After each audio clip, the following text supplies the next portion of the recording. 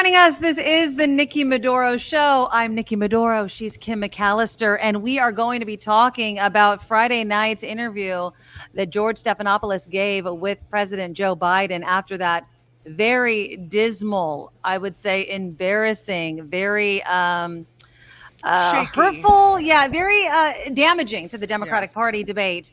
And we're going to be talking it over with our good friend John Rothmann in just a moment. But before we do that, you guys click that subscribe button and that thumbs up to show your support for the show. I think that the interview, Kim, with George Stephanopoulos was supposed to alleviate some concern for people regarding the cognitive decline of President Biden, given that extremely poor performance during that debate, performance that he needed to really nail. We talked about it a lot last week.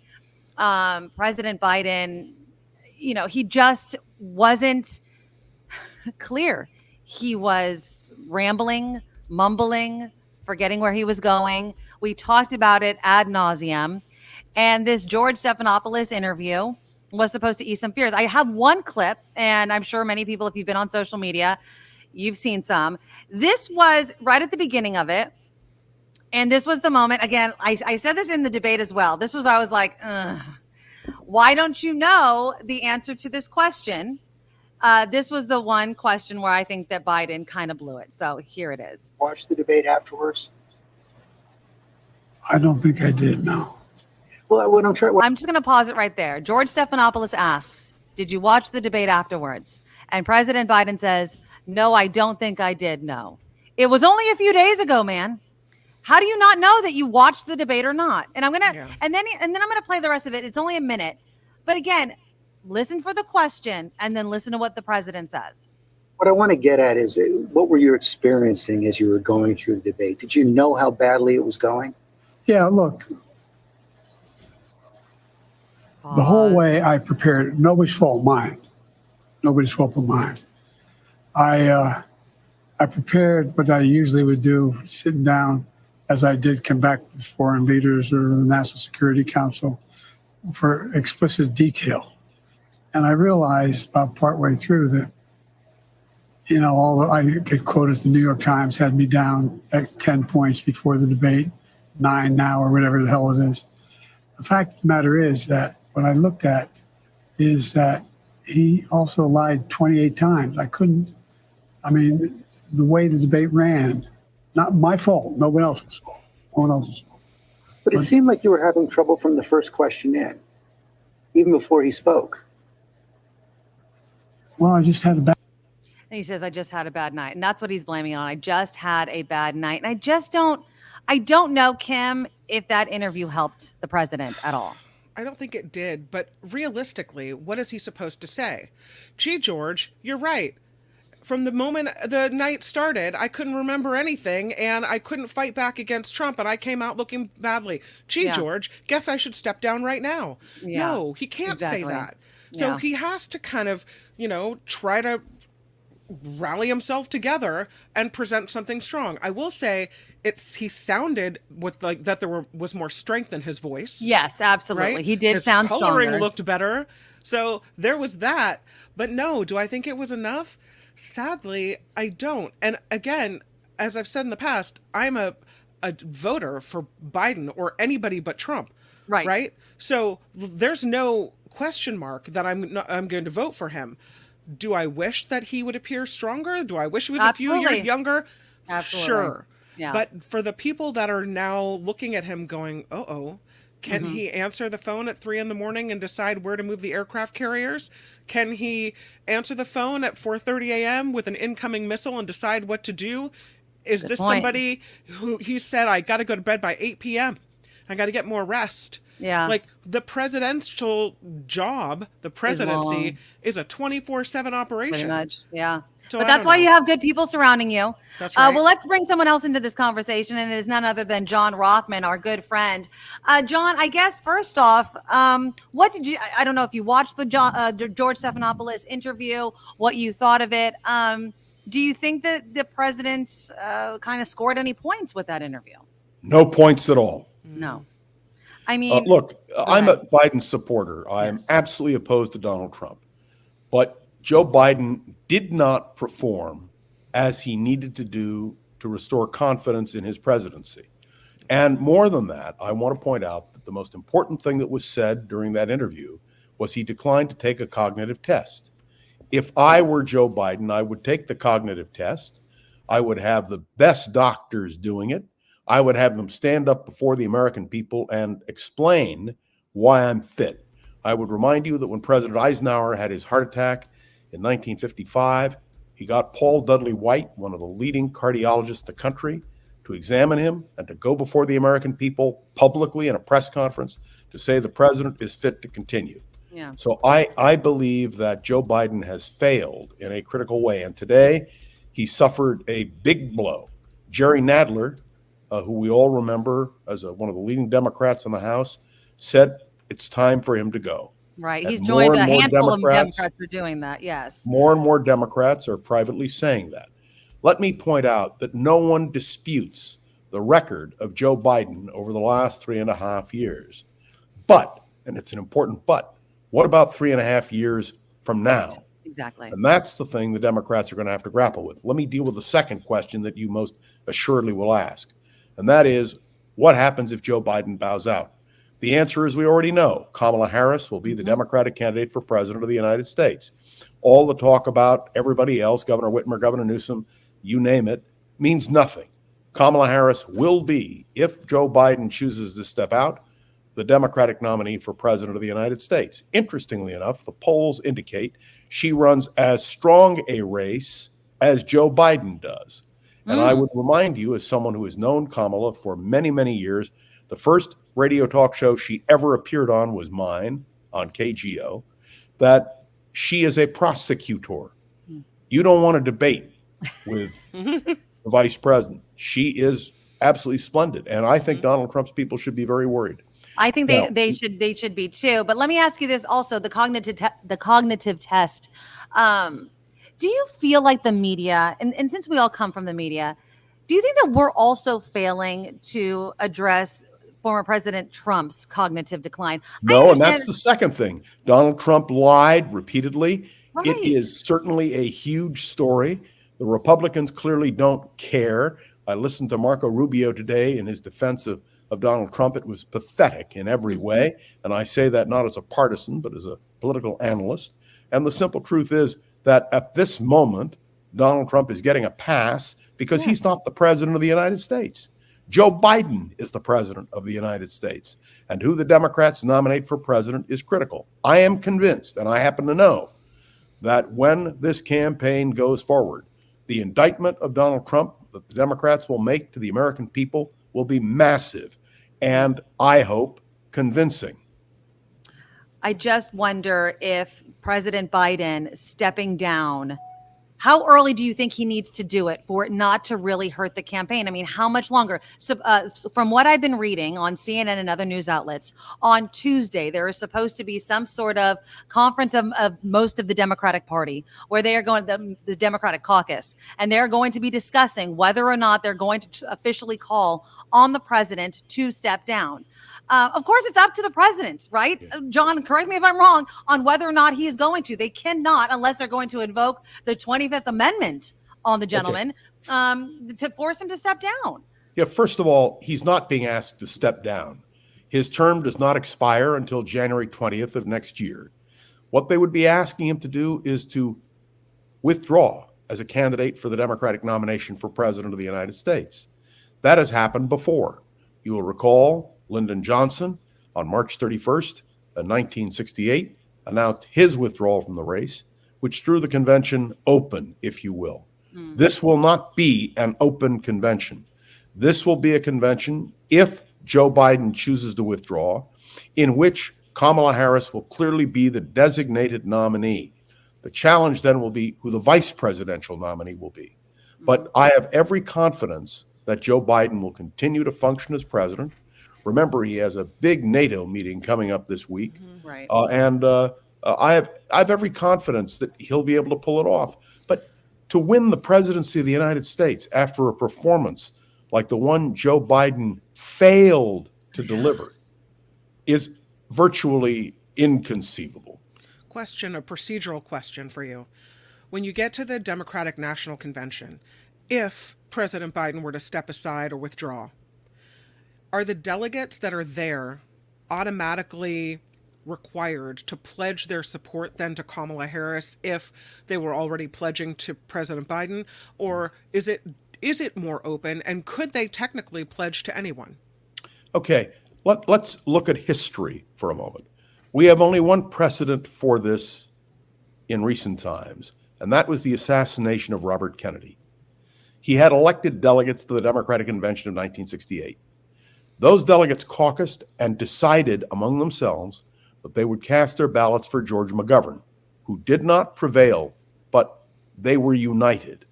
If Joe Biden should withdraw, I can assure you that the Biden people will back Kamala Harris to the hilt, that everything will be taken care of to ensure not only Kamala's nomination, but the transition of money, which has been donated to the Biden-Harris campaign. Right. And so, to me, there is no question.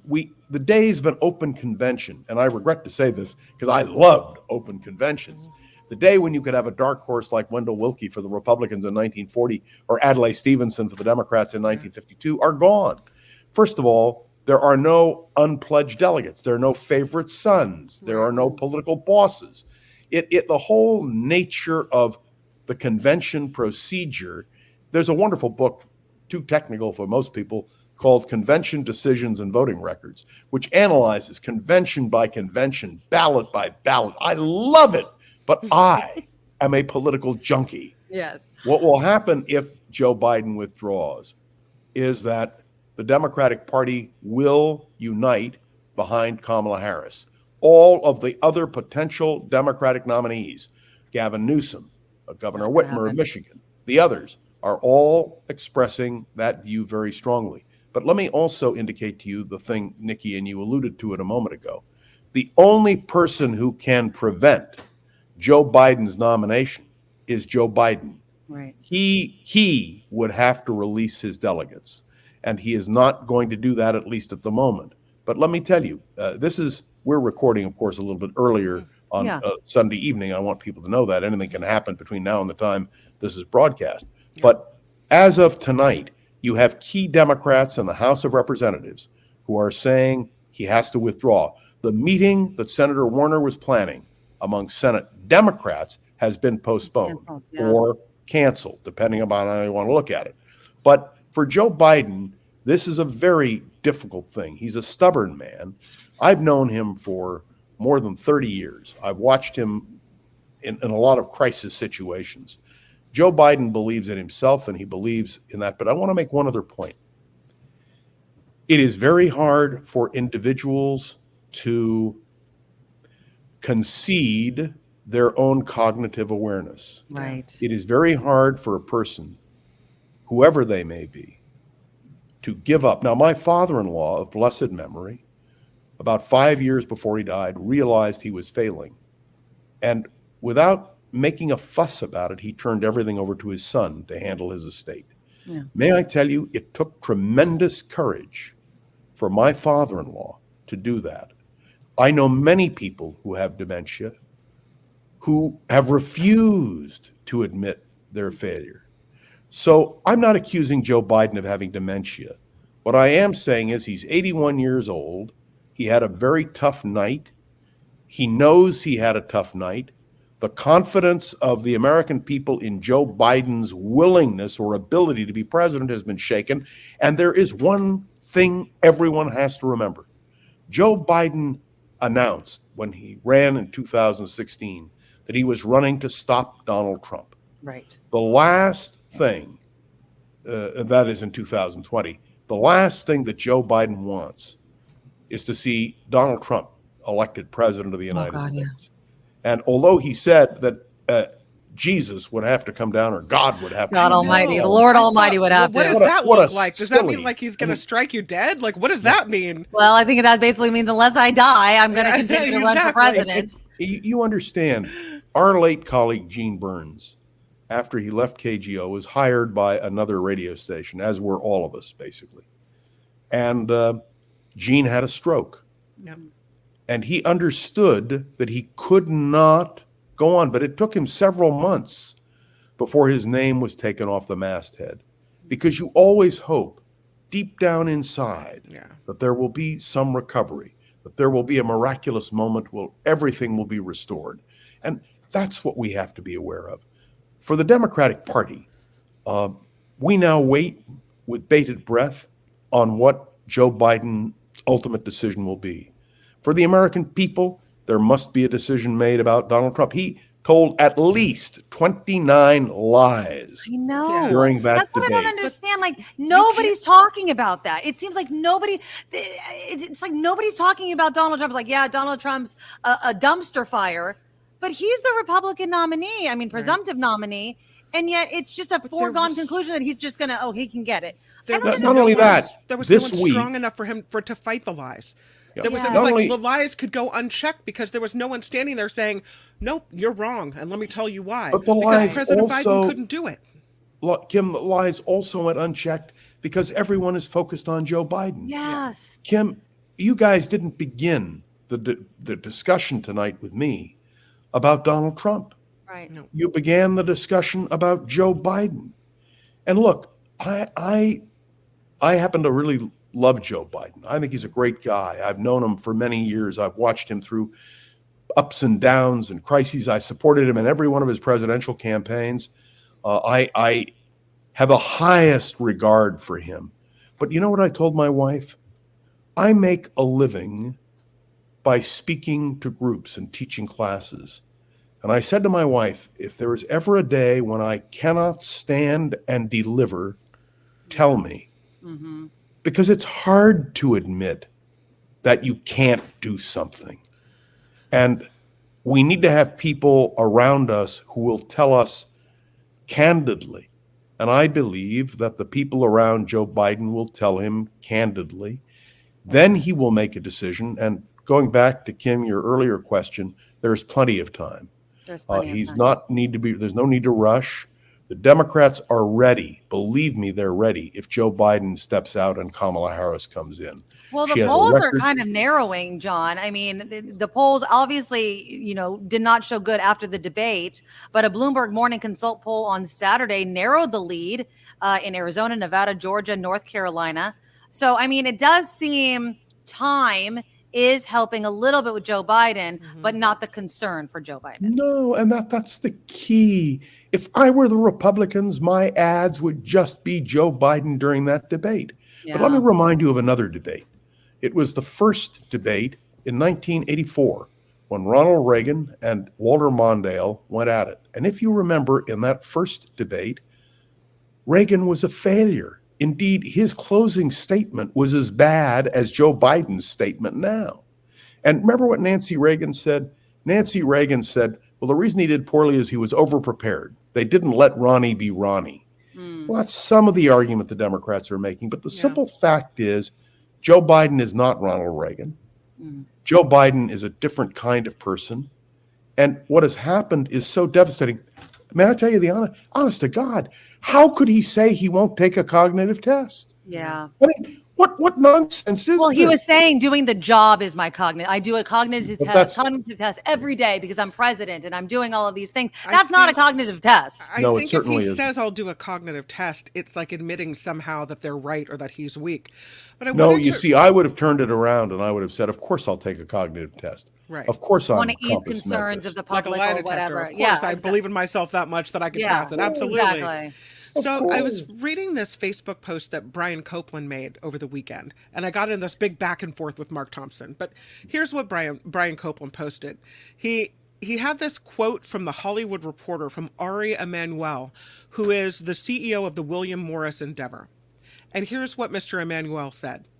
I had a father who died at 92, but at 81, I took away his car, and it was a very simple test for me. Emanuel said, if you were driving from downtown Beverly Hills to Malibu, would you want Biden to do it at night? Would you want Trump to do it at night? If the answer is neither, then you can't have them running a $27 trillion company called the United States. And Mark was saying, it's not a good analogy because President Biden isn't driving the car.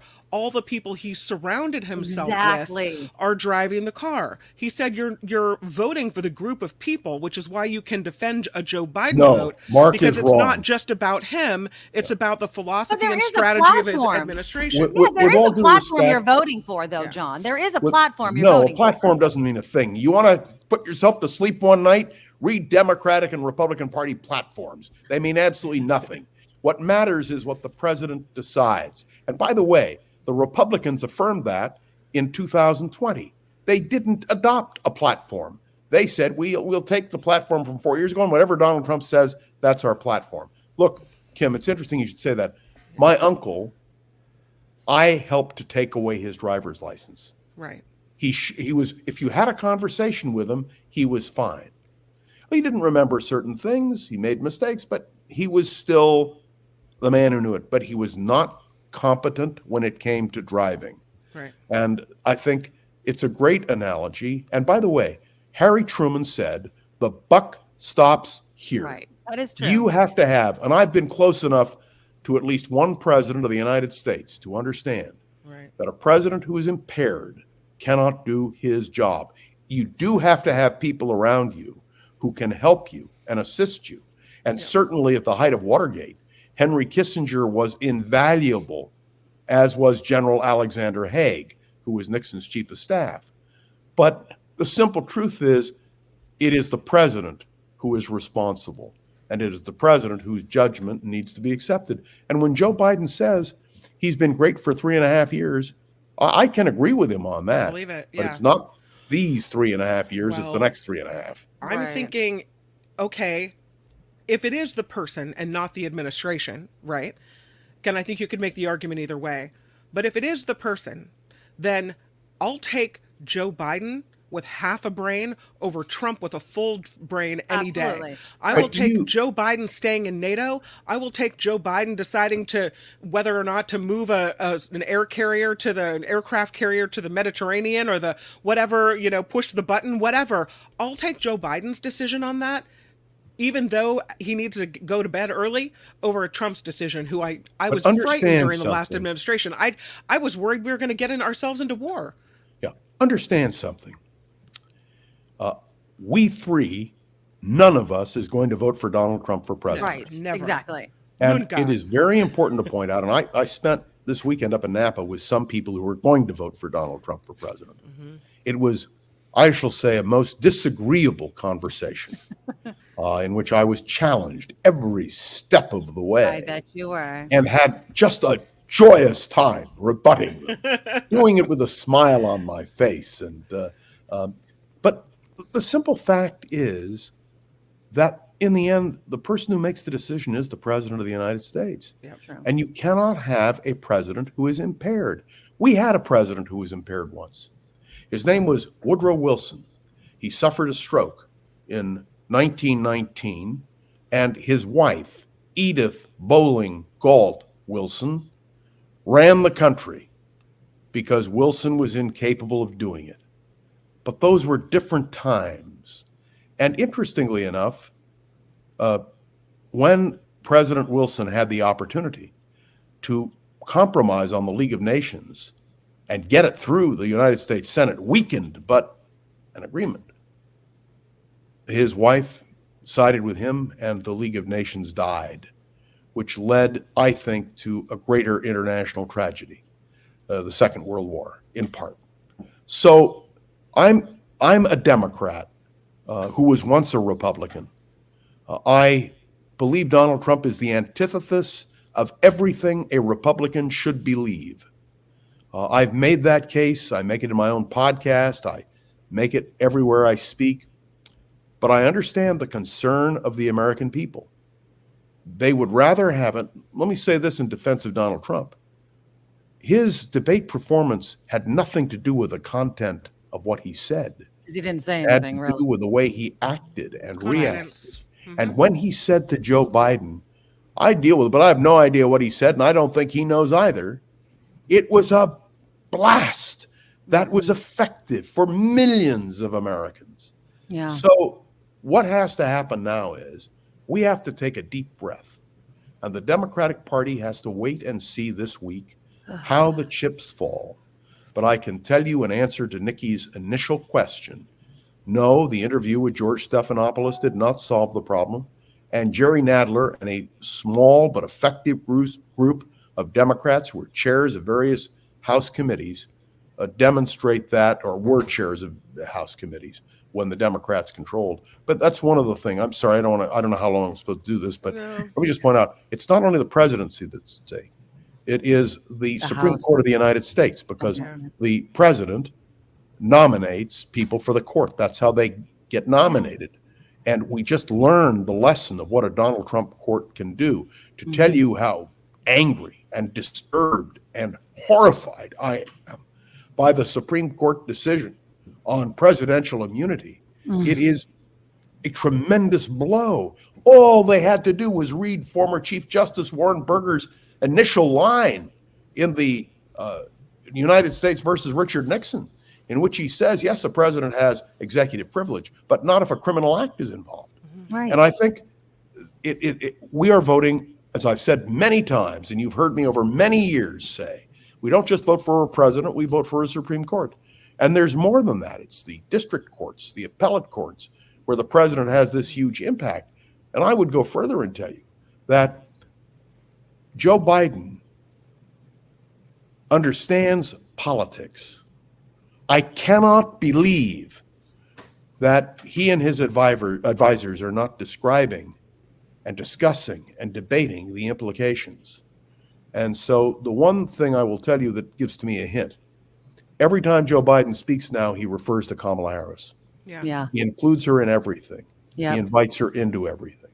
I didn't mention something else. And Nikki, you guys cut me off whenever you want. No, go ahead. Money.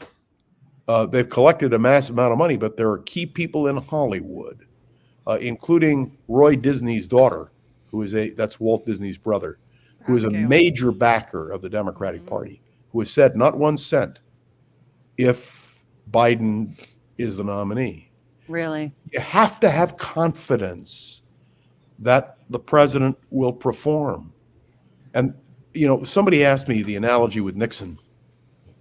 In 1974, Barry Goldwater, the former Republican nominee for president, and Mr. Republican, Mr. Conservative, Hugh Scott, the leader of the Republicans in the Senate, and John Rhodes, the leader of the Republicans in the House, went down to see Nixon.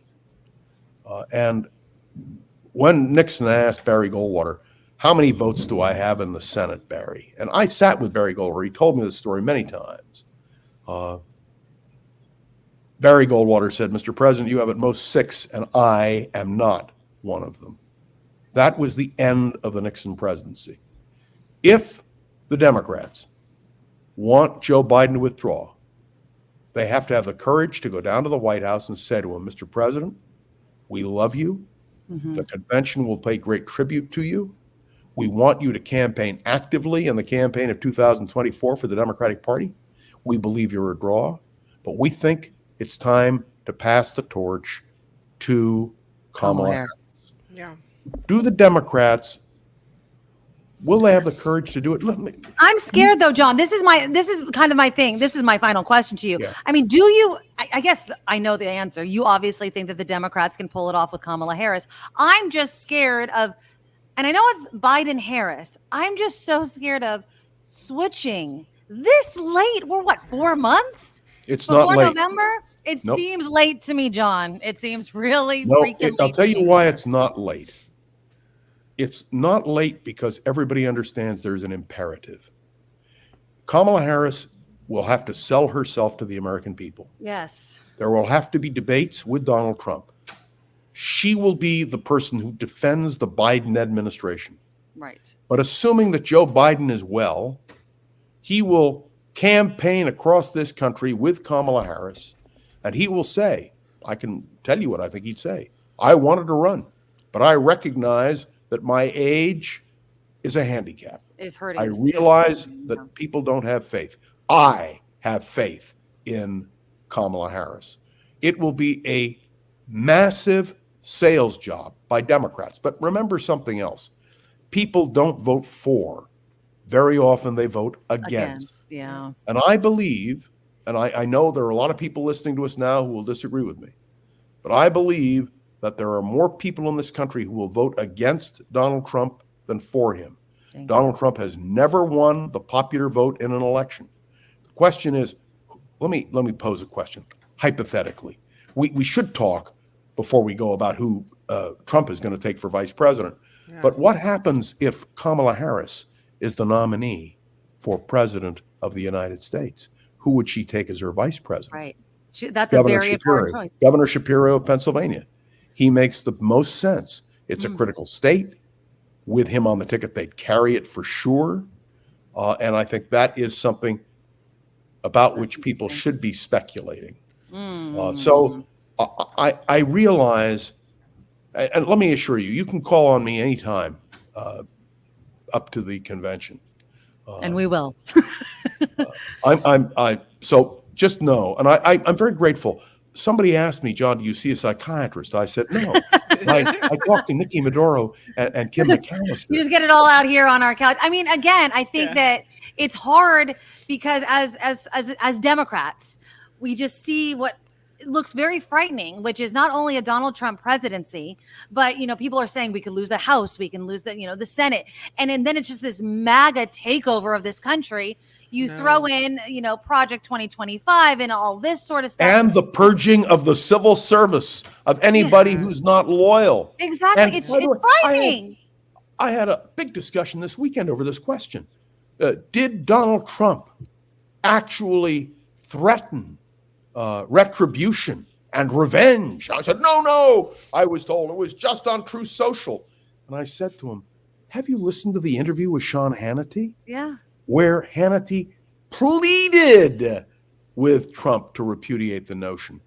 Let me tell you, Donald Trump is an existential danger to American democracy. Yep. I don't say it lightly. I'm not saying all Republicans are existential threats, but the Republican Party must purge itself of the influence of Donald Trump. I always remember what Donald Trump Jr. said on the Ellipse on January 6th. He said, we are no longer the Republican Party, we're the party of Donald Trump.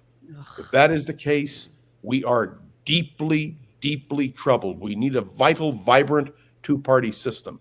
So I know we got to wrap it up, but I hope that Joe Biden will make the right decision. I think it would be a good idea for him to have that cognitive test. The best people in the country, just as Eisenhower had Paul Dudley White come in back in 1955.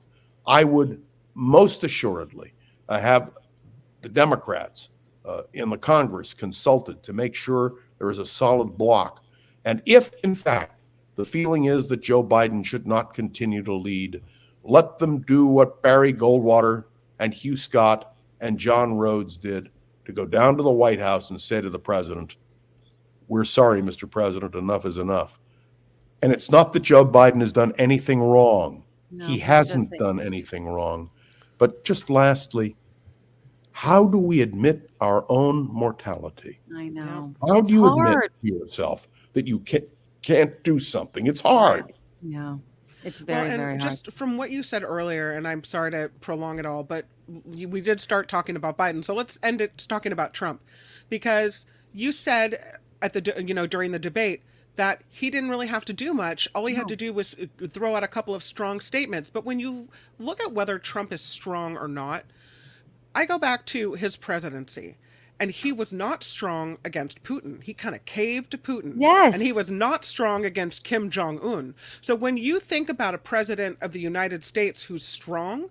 And he wasn't respected around the world. He was not respected around the world. But that is not what his supporters believe. Yeah. I had an old professor, Harry Nairhood, and the first day in class, he said to us, if you remember this quote, you will pass this class. I want you to know that quote has remained emblazoned on my mind and heart ever since. It's not what is that really counts. It's what man thinks is. Yep. Perception and if is you reality, want to read a good book, Joe McGinnis wrote a book, came out in 1969, called The Selling of the President, 1968. It defines how Richard Nixon was sold to the American people. That is what the Democrats and the Republicans are both doing. But the case against Donald Trump needs to be presented in such a convincing and forthright fashion.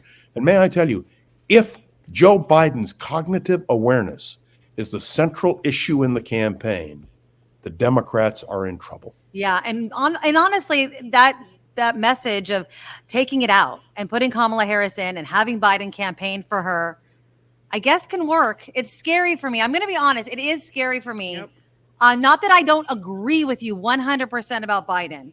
I think that the Democratic Party should have seen this a long time ago in 2016 when they made him the nominee, because a one-term president. 2020 when he ran for re-election. But even when I understand. It's when Biden decided to run.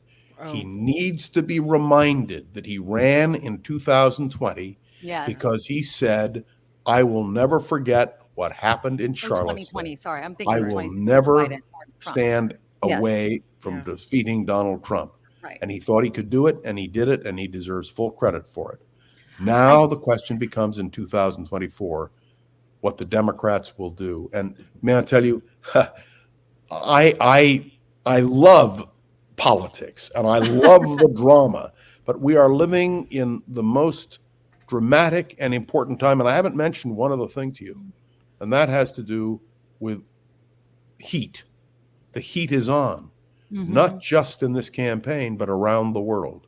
And we are blessed in San Francisco, Northern California, to live in a fog-filled city and community. I'm sweating here in the South Bay, though, John. It's pretty hot in the North Bay, John. I don't know where you are. I'm like, I'm sweating here. I know exactly. So I want when we came across the bridge today, and the fog was rolling. I know you haven't been lucky, dude. I'm not. No, I'm sweating. I said to my darling wife Ellen, who I adore, "Thank God we live in San Francisco." Exactly. It's anyway, but no, there are a lot of issues, and I want to thank you both for giving me the opportunity to speak. And anytime I can be of use, I will be happy to do so. Thank you so much. John Rothmann again. John Rothmann, obviously a historian, political analyst. Check out his podcast, as always, Around the Political World with John Rothmann.